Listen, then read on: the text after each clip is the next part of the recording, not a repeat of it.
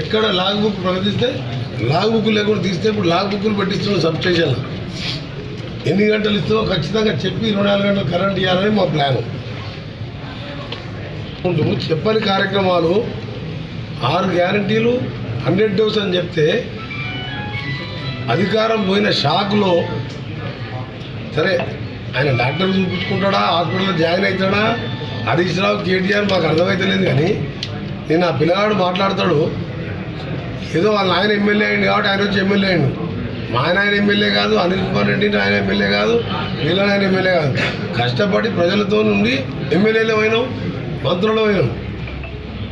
ఏదో పొట్టాపట్టి వాళ్ళ ఆయన పేరు చెప్పి 80 ఓట్లు మొదటిసారి గెలిచి ఉద్యమంలో ఉన్న మహేందర్ రెడ్డి పొట్టగొట్టిండు. ఆయన ఆ పిల్లగాడు మాట్లాడతాడు ఈ నెల కరెంట్ బిల్ కట్టొద్దని.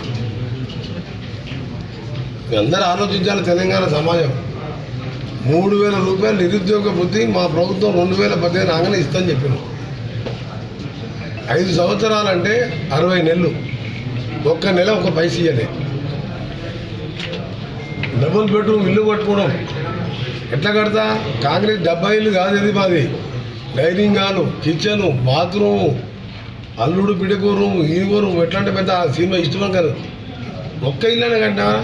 ఆఖరి మా వంగపల్లిలో ఎమ్మెల్యే 2 సార్లు గెలిచి విప్పుంటే 40 ఇల్లు కడితే వర్షాకాలం వస్తే స్విమ్మింగ్ పూల్ అవుతుంది, మామూలు టైంలో బార్ అవుతుంది.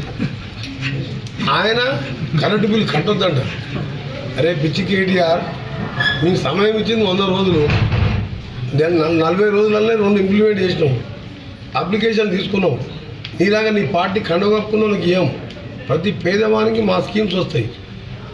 నీ అవినీతి సొమ్ము మొత్తం బయటికి తీస్తున్నాం. యాదాద్రి ప్లాంట్ 29,000 కోట్లు నామినేషన్ ఇస్తే జగదీష్ రెడ్డి కేటీఆర్ కమిషన్ల మీదనే 10,000 కోట్లు తిన్నారు. అసెంబ్లీలో నేను కొట్లాడితే మా ముఖ్యమంత్రి గారు సిట్టింగ్ జడ్జి ఎంక్వైరీ చేసాడు.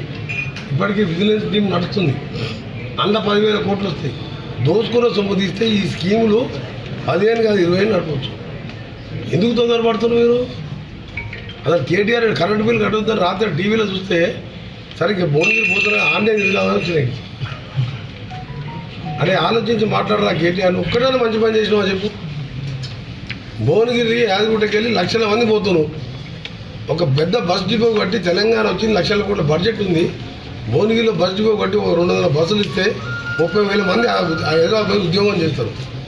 రైల్వే స్టేషన్ ఉంటే ఒక్క సూపర్ ఫాస్ట్ ఎక్స్ప్రెస్ ఆపదు, 1-2 ట్రైన్లు తప్ప. యాదగిరి గుట్ట ఇన్ని వేల మంది వస్తాయి, బస్ డిపో పెట్టలే, ఇల్లు కట్టలే, ఉద్యోగాలు ఇవ్వలే, కరెంటు ఇవ్వాలి. నేను చెప్తాను కదా, ఊరి పేరు చెప్తాం. మీకు పోయే ముందు డిస్కనెక్ట్ చేస్తే మేము రేపటికెళ్ళి అనౌన్స్ చేస్తాం ఉచిత కరెంటు 200 యూనిట్స్ 600-700 మిగులుతాయి. 500 గ్యాస్ కరెంట్ త్వరలో అనౌన్స్ చేస్తాం. ముఖ్యమంత్రి గారు ఆ డేట్ ఫిక్స్ చేసి లాంచ్ చేస్తాం.